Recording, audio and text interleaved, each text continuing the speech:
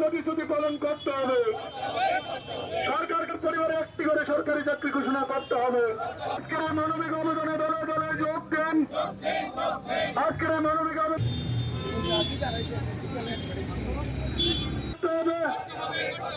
সরকারকে তার অবিলম্বে আমাদেরকে বিদ্যালয়মুখী করতে।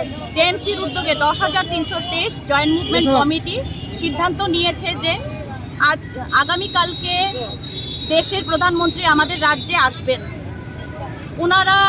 ওনাদের প্রতিশ্রুতি দিয়েছিলেন, ওনাদের দলীয় প্রতিশ্রুতি ছিল যে আমাদের 10,323 শিক্ষকদের ভীষণ ডকুমেন্টে যে হিউম্যানিটেরিয়ান গ্রাউন্ডে রিজলভ করবেন, আমাদের 10,323-এর সমস্যার সমাধান করবেন। ওনারা মানবিক দৃষ্টিকোণ থেকে আমাদের চাকরি, স্থায়ী চাকরির ব্যবস্থা করবেন। আমাদের চাকরি আমরা ফিরে পাওয়ার জন্য আজকে আবার ওনার কাছে মানবিক আবেদন জানাতে আমরা এখানে একত্রিত হয়েছি।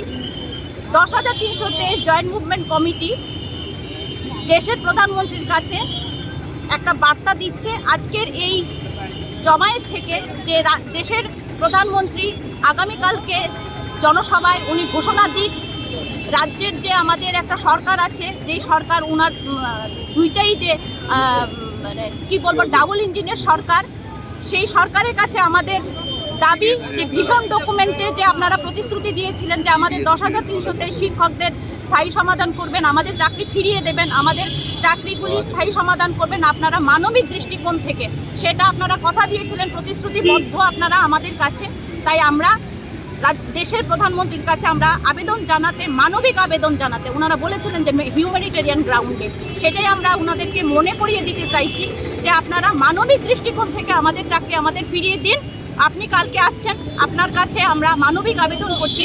এই পর্যন্ত আমাদের 10,323 শিক্ষকদের 147 জন প্রয়াত হয়েছেন, 147টা পরিবার অনাথ হয়ে গেছে, এবং আমরা যারা বেঁচে আছি আমাদের অবস্থা কিন্তু খুবই করুণ।